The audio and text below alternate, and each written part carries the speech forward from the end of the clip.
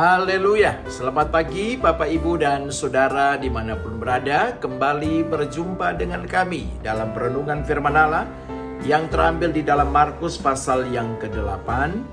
Markus pasal yang ke-8 ayat yang ke-22 mulai. Kemudian tibalah Yesus dan murid-muridnya di Betsaida. Di situ orang membawa kepada Yesus seorang buta dan mereka memohon kepadanya supaya ia menjamah dia.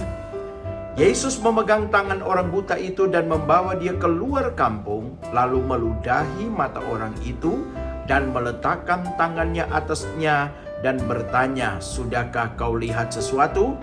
Orang itu memandang ke depan lalu berkata, "Aku melihat orang, sebab melihat mereka berjalan-jalan, tetapi tampaknya seperti pohon-pohon." Yesus meletakkan lagi tangannya kepada mata orang itu, maka orang itu sungguh-sungguh melihat dan telah sembuh, sehingga ia dapat melihat segala sesuatu dengan jelas. Sesudah itu Yesus menyuruh dia pulang ke rumahnya dan berkata, "Jangan masuk ke kampung." Puji Tuhan, saudara, tema firman Allah, proses kesembuhan. Sekali lagi, proses kesembuhan. Saudara, kita tidak perlu iri secara rohani.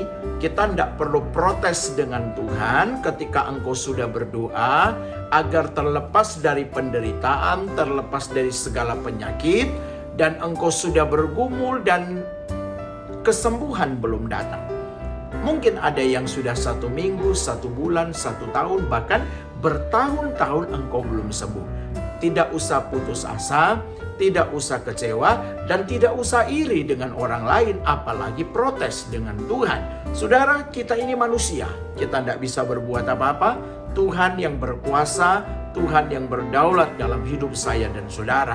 Nah saudara, kita melihat seorang yang buta yang dibawa oleh orang kepada Yesus, memohon agar orang ini disembuhkan Tuhan. Saudara, Alkitab berkata, Yesus membawa orang ini keluar kampung.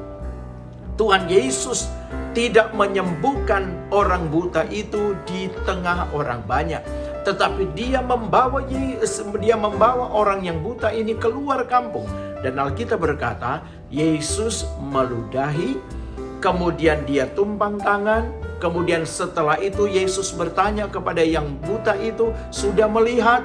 Dan dia berkata, "Melihat, tapi seperti orang berjalan-jalan, seperti pohon." Nah saudara, untuk kedua kalinya Yesus berdoa, menumpangkan tangan, dan orang itu sungguh mengalami kesembuhan total. Saudara, kita melihat di sini ada proses kesembuhan. Tuhan Yesus membawa orang yang buta ini keluar dari kerumunan orang banyak.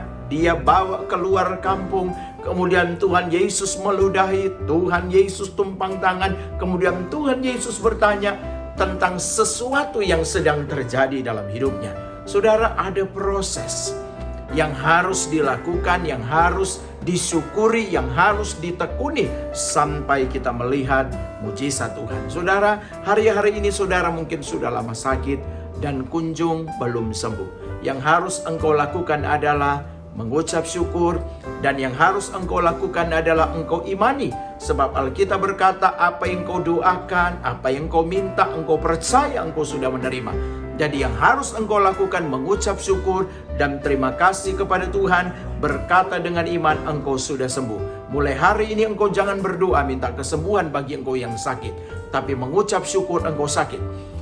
Mulai hari ini engkau jangan minta kesembuhan, tapi mengucap syukur engkau sudah sembuh. Dengan perkataan iman, saya percaya mujizat Tuhan, pertolongan Tuhan pasti terjadi dalam hidupmu. Haleluya. Mari Bapak Ibu Saudara kita berdoa. Terima kasih Tuhan, terima kasih. Terima kasih Bapak. Kau sangat baik. Kami mengucap syukur dengan segala keberadaan kami pagi hari ini. Kami tahu itu adalah yang terbaik bagi kami.